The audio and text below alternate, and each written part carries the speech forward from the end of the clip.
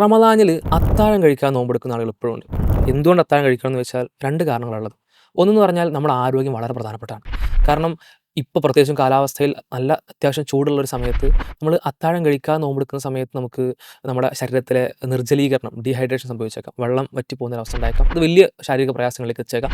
ഒപ്പം തന്നെ ഭക്ഷണം അത് നമ്മൾ അത്യാവശ്യം ശാരീരികമായിട്ടുള്ള എഫേർട്ടൊക്കെ എടുക്കുന്ന ആളുകളാണെങ്കിൽ ഭക്ഷണവും അതിൻ്റെ എനർജിയും ഒക്കെ കുറയുന്ന വേളയിൽ നമുക്ക് ശാരീരികമായിട്ട് ഒരുപാട് പ്രയാസങ്ങളുണ്ടാവും. അപ്പോൾ നമ്മുടെ ശരീരത്തെ ദ്രോഹിക്കുന്ന, ശരീരത്തിന് പ്രയാസം ഉണ്ടാക്കുന്ന ഒരു കാര്യം ഇസ്ലാം പ്രൊമോട്ട് ചെയ്യുന്നില്ല. അതുകൊണ്ടാണ് നിങ്ങൾ രോഗികളാണെങ്കിൽ, യാത്രക്കാരാണെങ്കിലും നോമ്പെടുക്കരുതെന്ന് പ്രത്യേകം ഇസ്ലാം നിർദ്ദേശിക്കുന്നത്. മറ്റൊരു ദിവസം നോമ്പെടുത്ത് വിട്ടാൽ മതി എന്ന് പറയുന്നത്. ഒന്ന് നമ്മുടെ ആരോഗ്യപരമായിട്ടുള്ള കൺസേണാണ്. 2 എന്ന് പറഞ്ഞാൽ വെറും ആരോഗ്യമല്ല. ഇതിന് പടച്ചവൻ്റെ അടുത്ത് നിന്ന് പ്രത്യേക പ്രതിഫലം ഉണ്ടെന്നുള്ളതാണ്. നമ്മൾ ആരോഗ്യപരമായി നല്ല കാര്യങ്ങൾ ചെയ്യുന്നതിന് അല്ലാഹു തആല പ്രതിഫലം നൽകും. ഒപ്പം ഇതിന് പ്രത്യേക പ്രതിഫലം ഉണ്ടെന്നുള്ളതാണ്. പ്രവാചകൻ നമ്മുടെ ഹദീസിൽ പ്രവാചകൻ പറയുന്നു, തസഹ്ഹറു ഫഇന്ന ഫി സുഹൂരി ബറക. നിങ്ങൾ അത്താഴം കഴിക്കുക, സുഹൂർ കഴിക്കുക. ആ സുഹൂറിൽ, അത്താഴത്തിൽ നിങ്ങൾക്ക് ബറക്കത്ത് ഉണ്ടെന്നുള്ളതാണ്. അള്ളാഹു നമ്മെ അനുഗ്രഹിക്കട്ടെ. അസ്സലാമു അലൈക്കും വറഹ്മത്തുള്ളാഹി.